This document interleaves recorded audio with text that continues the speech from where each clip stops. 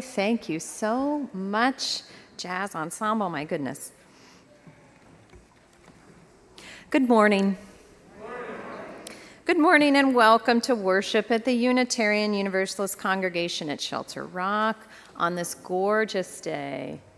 As I was walking to my car this morning, I got a big puff of pollen in my eyeball, but it's okay.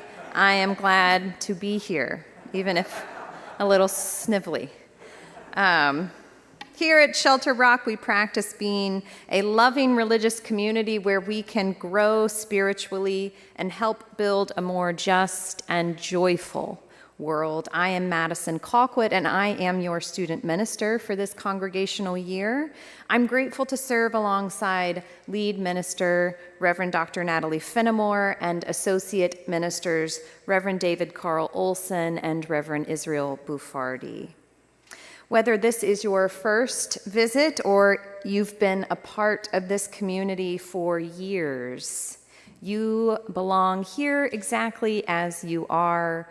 We welcome you and we are glad to see you this morning. If you are visiting, we would love the opportunity to get to know you better. Please complete a visitor card at the welcome desk right out front in the lobby. And please join us for lunch as our guest. I also want to extend a special welcome to those joining us online. Can we all wave at those who may be joining us online? Hello, welcome. We feel your presence with us this morning. Here at Shelter Rock, you are invited in to our many opportunities for spirituality and gathering, belonging, and community. The all-congregation retreat begins on Friday at Camp Zeke. The Reverend David Carl Olson will also lead a service here at Shelter Rock on that Sunday, so please join for that if you are not attending the retreat. There will also be a Memorial Day barbecue following Sunday's service here at Shelter Rock. Today, we are exploring transformation. We are asking questions. This morning, we light this chalice as a guide, as a reminder as we stumble along the path of transformation, the path we take to build a more just and joyful world. May we, as poet Rainer Maria Rilke wrote, try to love the questions themselves. Live the questions now. Perhaps then, someday far in the future, you and we will gradually, without even noticing it, live our way into the answer.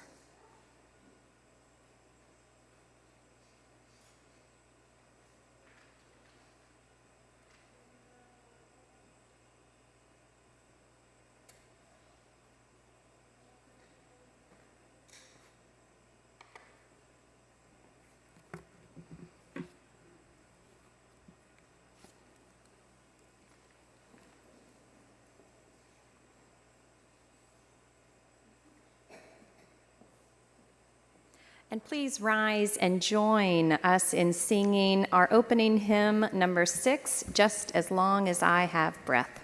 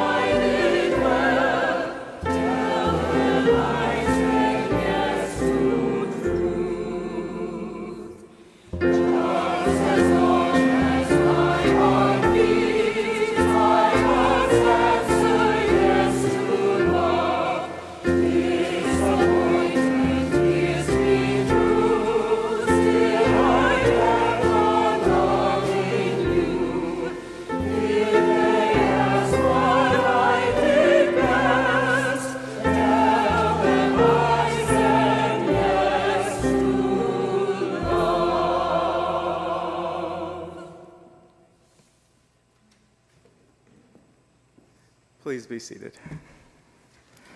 Good morning to you all. I am the Reverend Israel Buffardi, the Associate Minister of this congregation, and it is lovely to be with you all here this morning to say yes to truth and love. We're exploring, as Madison told us, transformation this month and today, and we're doing that through questions. And some say that transformation happens in flashes of insight, moments that break us open and change everything in an instant. But more often, transformation unfolds quietly, gently, sometimes messily through our relationships with each other and the world. Today, our service invites all of us into the heart of transformation by asking questions with each other. Because to ask a question is to be open, to embrace uncertainty, and to risk connection. Questions help us move beyond who we have been and invite us to explore what we yet might become. In your order of service, you should have gotten, when you came in the room, or with your order of service, an index card and a pencil. And if anyone did not, we have more up here, so you can raise your hand now or at any point, and we're happy to bring you over one.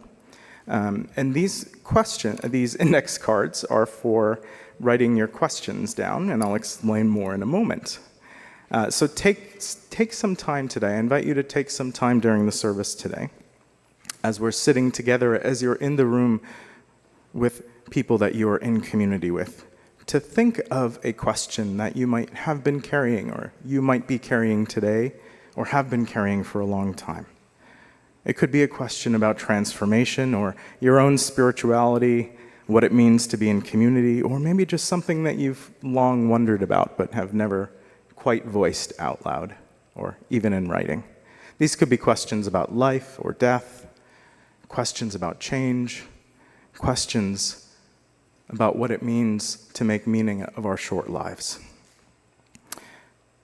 So hold those with you. And if one comes to you, or more than one, write it down when you feel moved. And later during the candlelighting portion of the service, you'll be invited to bring those up and put them in one of these beautiful boxes here,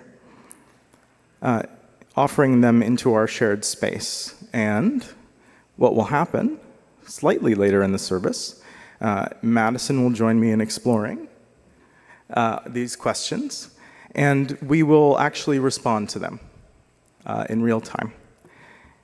And you don't need to put your name. We're not going to say who they're from, so they'll be anonymous, just in case you're wondering. Unless you really want to tell us who they're from, that's up to you. Madison and I will respond to your questions, sometimes individually or maybe in dialogue with each other, and we will reflect together today on the transformation sparked by curiosity, vulnerability, and conversation. So today, let's choose to live the questions. Together, let's discover the possibilities that they hold within them, trusting that in our asking and answering, we grow, we deepen, and we just might be changed.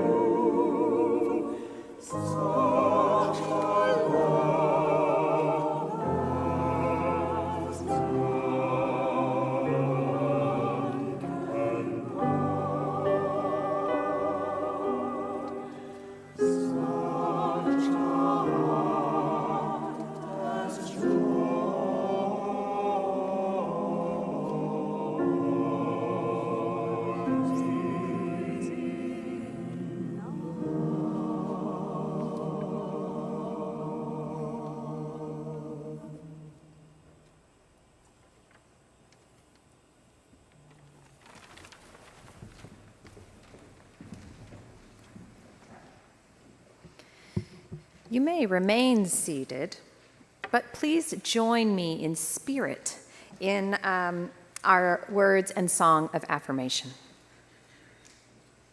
Love is the doctrine of this congregation. The quest for truth is its sacrament, and service is its prayer.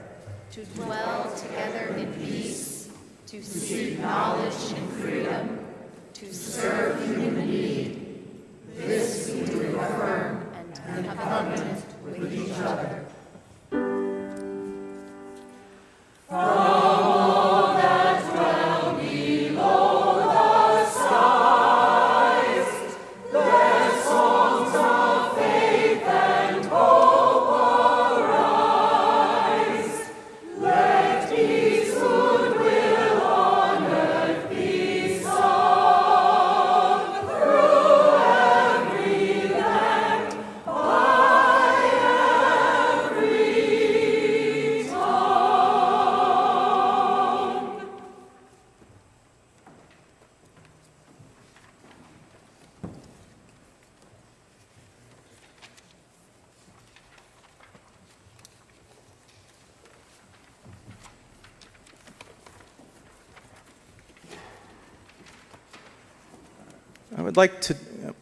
I would like you to join me now in a time of quiet reflection. So I invite you, if you will, to settle yourselves, allow yourselves to settle into your seat where you are. And take a moment to be together in this room.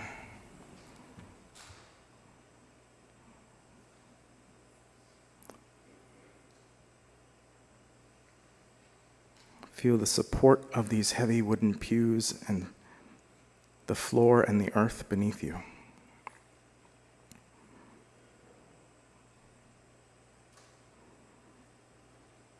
Remember the sustenance of your own breath and your own body.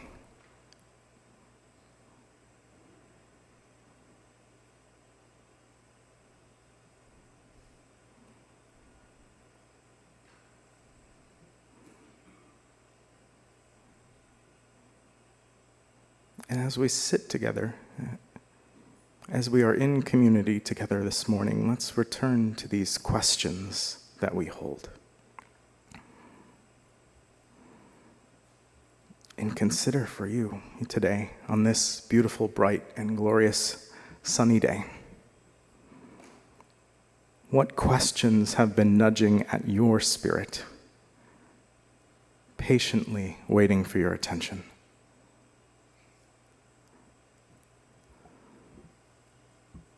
What sparks of curiosity call you towards deeper life?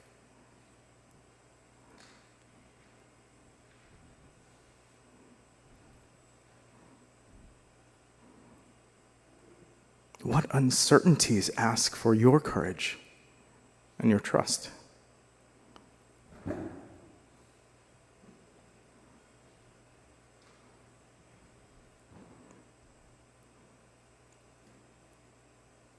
And in the furthest corners, tucked behind all, what truth, if named out loud, might transform your journey, or perhaps transform us all.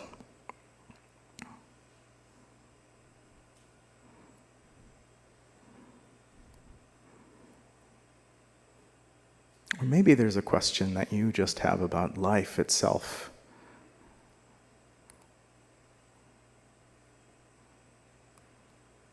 Or mortality, or ultimate meaning, or truth that you want asked.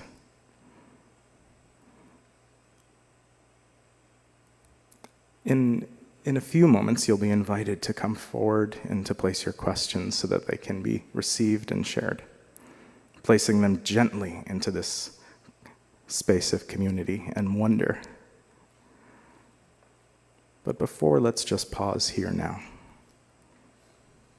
and hold one more time some stillness and quiet in this space of possibility.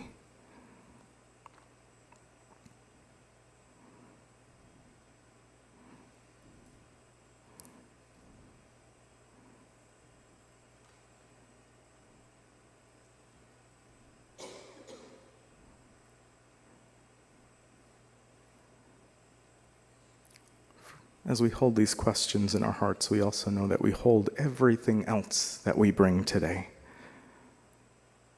Our joys and our celebrations and our heartaches and our sorrows. Our hopes and our anxieties, our grief and our gratitude. So I invite you now, when you feel ready, to come forward and to light a candle if you wish for what you're carrying today. Honoring that all that moves within us, trusting in this community to hold our deepest hopes and our tenderest truths. When you feel moved, friends, please come, the candles await you, and bring your questions too if you have them.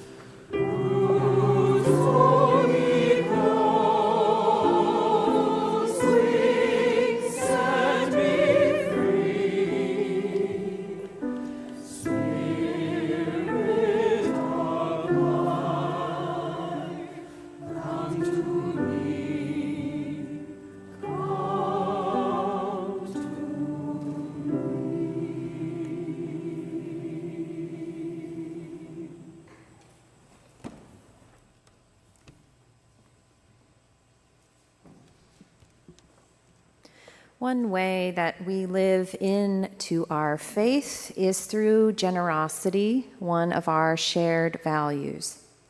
With this call to offering, we have an opportunity toward living out our Unitarian Universalist faith. The month of May is dedicated to mental health awareness, and you are invited to support Family Service League, one of the foremost providers of mental health services on Long Island, treating all aspects of psychiatric illness and emotional distress for every age group and socioeconomic background. Family Service League works collaboratively with healthcare providers and care management services to achieve true integrated healthcare for individuals impacted by mental illness and the families who love them. You may give using the QR code in your order of service, on PayPal, or by dropping cash or check in the collection box in the lobby. Please give generously as you are able.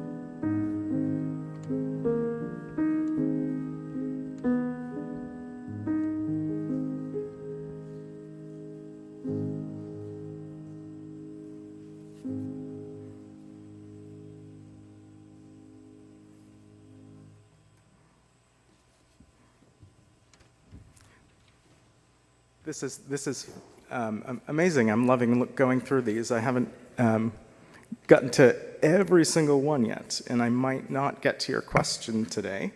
So I just want to say that from the beginning. However, as I go through these, and I've done these before, and I really love these kinds of services because I get to know what's on people's hearts, and it's a cool thing as a minister to have this interaction with the wonderings that people have and they bring to community. And every time I do these, I do also notice that there's often similarities between the questions. They connect to each other in a lot of ways. And some questions just come up over and over and over again that I think we're all wondering about. At least there are some here that I think about every day. Here's a good one. Why am I here? I ask myself this question every day about life. Why am I here? How did I come to be here? And I think someone else also asked some kind of question about how do I actually make meaning of why I'm here? Well, I think that's actually in this question to me. And I think the answer, I would turn back on anyone who asks this question as a challenge to find a purpose and meaning and beauty every day for not just why you're here alive in general, but to think about why you bring yourself to the places that you bring yourself to and the experiences that you bring yourself to. And even the ones that you find yourself in that you didn't expect to be in or didn't want to be in.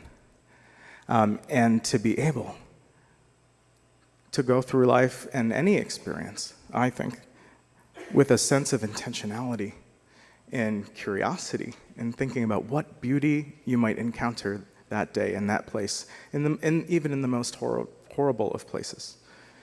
I've read many stories of people in really desperate situations somehow still finding the little dandelion poking up through the crack and appreciating it. So I do think that to whatever I show up to, I try to show up with a full and open heart and the authenticity that I can bring to that space and try to be myself. And I know that if I can do that, then every moment of my life can become beautiful and meaningful, even if it is also painful and hard.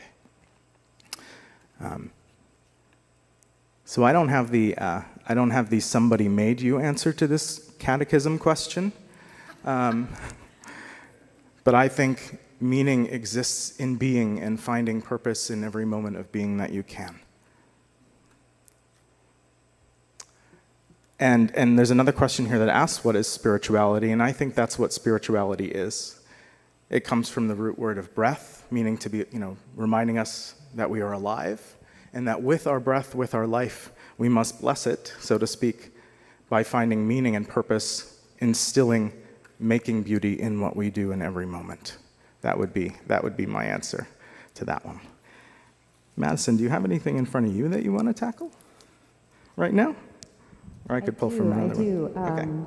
I have the great privilege of many questions, I think, that are asking, that are really in response to what we are seeing, which so much evil and so much hatred and so much legislation that is inhibiting our loved ones to truly live their full lives. And I want to answer one question specifically. This question is, how can you believe in the inherent worth and dignity of people when so many have neither? And I think what I see in that is their actions are not displaying what we are not displaying worth and dignity and how life is and how they are living their lives. And I want to share a very brief story. I was working as a chaplain in a hospital, and I was assigned to see this patient. And when I go into a room, I often ask people, how is it with your spirit? And this patient started speaking not about why they're in their hospital or their illness, but about the great pain that they were feeling about being separated from their child, an adult child. And in this person's view, the reason they were separated was because of their child's actions and because of who their child was. And this parent used the most hateful language I have ever heard against their own child. because they did not agree with how their child was living their life. And in that moment, I didn't know what to do because of this hateful language that this patient was using. But then what I was able to do is I was able to think about that value of ours, or that principle of ours. This person, even though he is saying the most hateful language I've ever heard, he has inherent worth and dignity. And so how can I, as a chaplain, as a human being, as a person who has been tasked with his spiritual care, how can I engage with him in that way? And what I recognized was that he was in so much pain, both from being in the hospital, but also from the separation from his child. And though that was displaying in language that I didn't agree with, I could recognize that pain in him. And that way I could treat him with I could treat him from a place of spiritual care. I could recognize his inherent worth and dignity. And so when I see politicians, which is the specificity in this card, when I see politicians, or hear politicians, I try to think about, as difficult as it is, to think about how they're trying to make meaning of their own lives, and is that a place that I can come forward in compassion for them?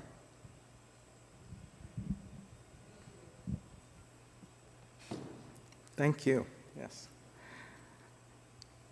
I do think, I do think that when we think of most harm that is caused in the world, it does stem from a wound somewhere that people carry, that many carry, or a sense of disconnection, or something that they have experienced that close them off to the possibility of love in the world, so that maybe they develop this coping mechanism of sorts to then interact with the world in a much more, let's say, selfish way of protecting themselves from the things that they're expecting they might encounter. I do think many things do come down to that wound that many people carry. And even if I think of, times when I have done things that I'm not proud of, they often stem from a sense of disconnection or fear. And maybe that resonates with some of you, if you could ever think of something that you did, like even if you're in traffic and someone's about to cut into your lane and you suddenly get really angry because you're afraid and you beep your horn, and maybe you make a gesture or you yell or something like that. I think that's a very immediate example that I can think of. Interestingly, as you were speaking, Madison, I remember there's two cards here, and I'm seeing a thread coming from all of these, but that says, "Why?" I laughed out loud when I read this one. It says, "Why is my family the greatest source of my happiness and suffering?" And another one that says, "Can we experience joy and gratitude at the same time? We see and know suffering of ourselves and others." And so I laughed because I have little kids, and every moment with them is just like sudden immense joy and awe and wonder, and then like poop. And somehow, kind of coming back to this "why am I here" thing of how do I make meaning, in the poopiest of situations. And in those beautiful moments that I can remember of like actually witnessing a birth, a life coming into the world, and its messiness, of course, and pain. They all intersect for me because, I think when I'm being fully present to what's going on in front of me, to my kids, to life, I am noticing those little glimpses of joy, glimpses of awe and wonder, in those precious moments, and yeah, I'm noticing all the other stuff that's going on, and it's because I am with people that I feel so deeply connected to and care so much about. I mean, if you think about what does the word love even mean, sometimes, if I say I love you to my partner or to a friend, there's a difference. Or if I say I love you to my child. How do I even describe that? It's like saying you are physically a part of me that I created, and it's like my soul cleaved in two and is now out in the world with my heart in front of me. And I can't, and if you were to ever die before I did, a part of me would. And so to think of something that I am so connected to, that love is almost like seeing this thread coming out from me to them. And so if I think of the source of these wounds that we talk about, when we don't see those threads, that's why we talk about the interconnected web all the time, when we forget that the person right in front of us who just almost cut us off in the car, that they have that same thread emanating from their heart. And maybe in that moment, the car cutting over cut the thread.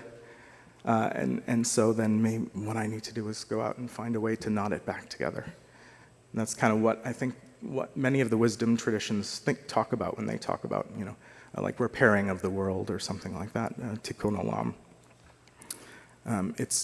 It's going around, and by being in community, by the conversations that we have, we can help each other to see those threads are still there. It's like, the laser, those security systems that you see in movies and museums with like priceless diamonds, and you have to shine the light on them to see that they're there. It's kind of like maybe we're doing some of that. That's the spiritual work that we're doing. Where should we take it next? I have some questions here about wanting to meditate but being too anxious to sit still, or how can I stop my anxiety?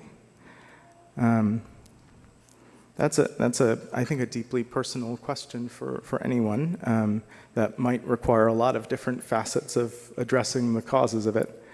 From a spiritual perspective, from a mindfulness perspective, or what's informed by Buddhism,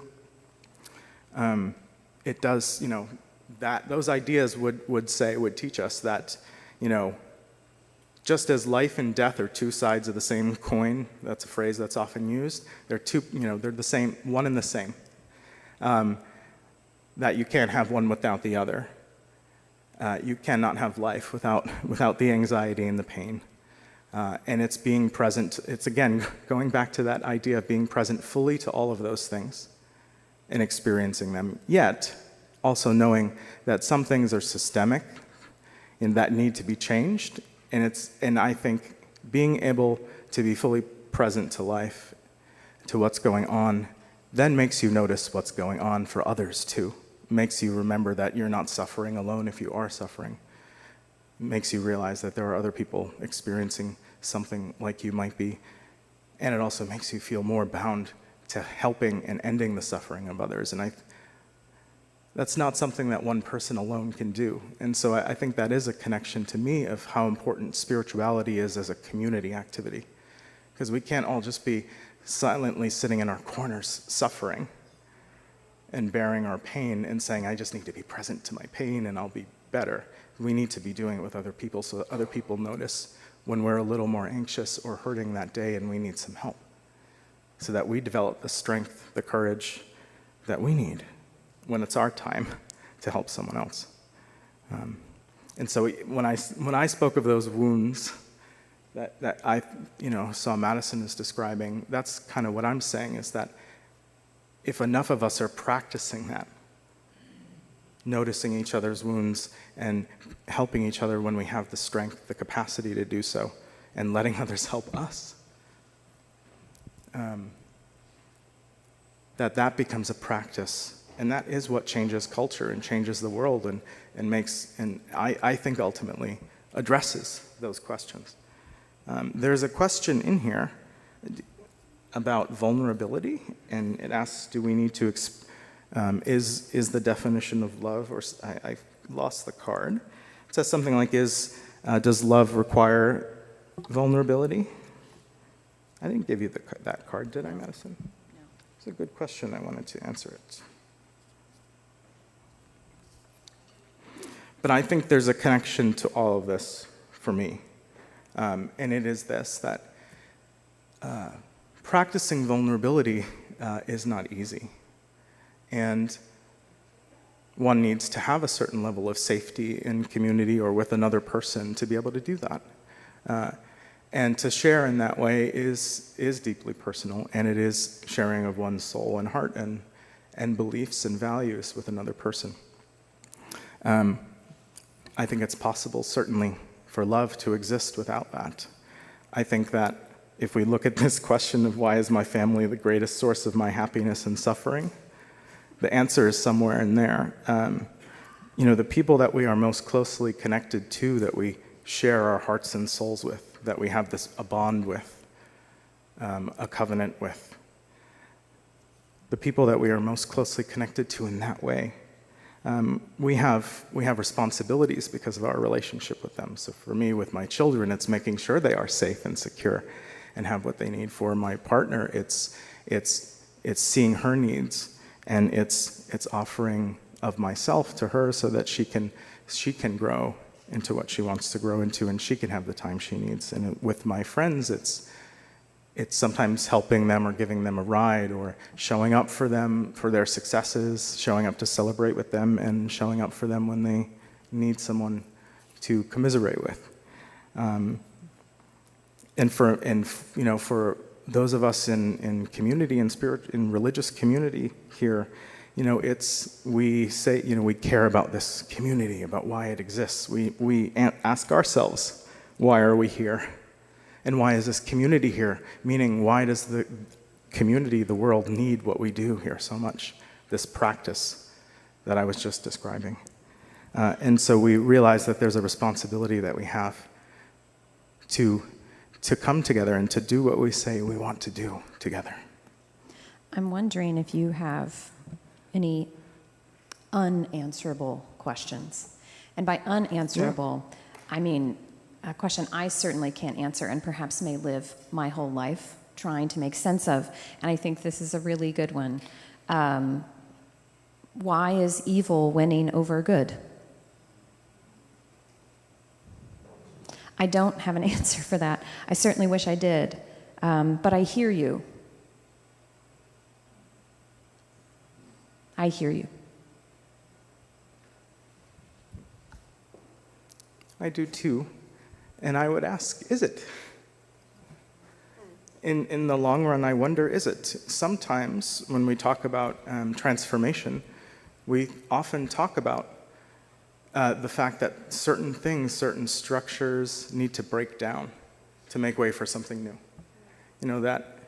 People talk about a caterpillar turning into goo a lot. But when we think about revolutions that happen in the world and times when the world has been changed, it's often when there's a moment of deep unrest, or when things feel the worst because there is something so oppressive happening that enough people say no. But before that can happen, it can feel absolutely horrible. And it can be absolutely horrible, and it can mean death for people, and it can mean really terrible things for people. And sometimes that is the thing that wakes enough people up to what's going on to change the world and to say no. And so if you think about why pain exists in the body too, even, it means that something is wrong. It's telling us to pay attention to the something that isn't right. And sometimes the pain shows up not in the same place, or it can be confusing, and it can require a lot of examination and interrogation to figure it out. So I'm not saying evil isn't winning, but I don't think the story's finished yet. So in that way, it is unanswerable.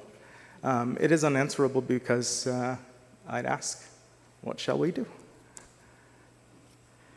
And we must answer it together.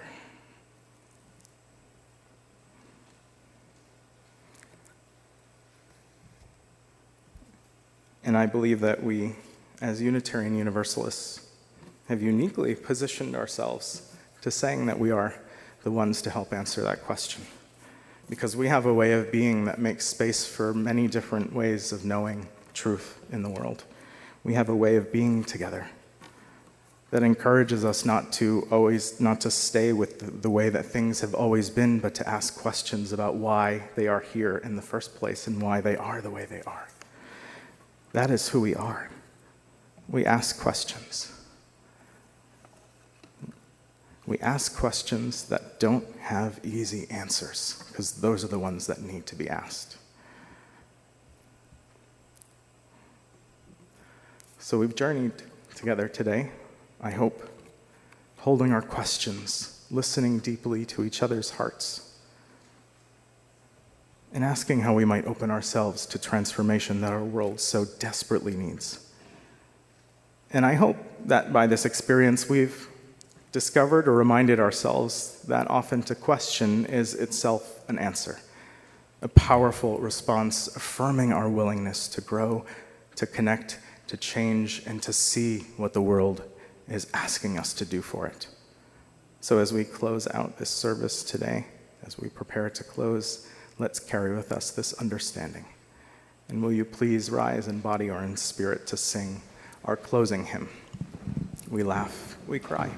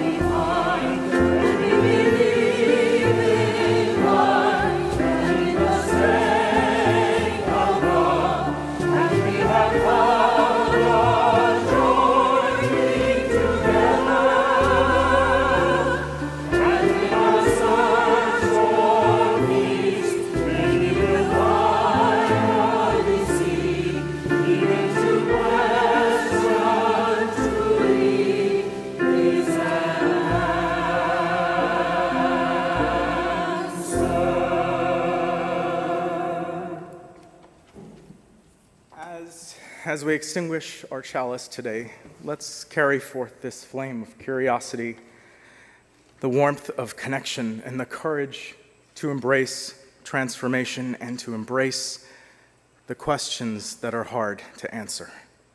May we continue to live those questions, trusting that in asking, we will find those answers. In seeking together, we may become our fullest selves. So go now, knowing that you are held in community, changed by one another, and ever becoming who you must become.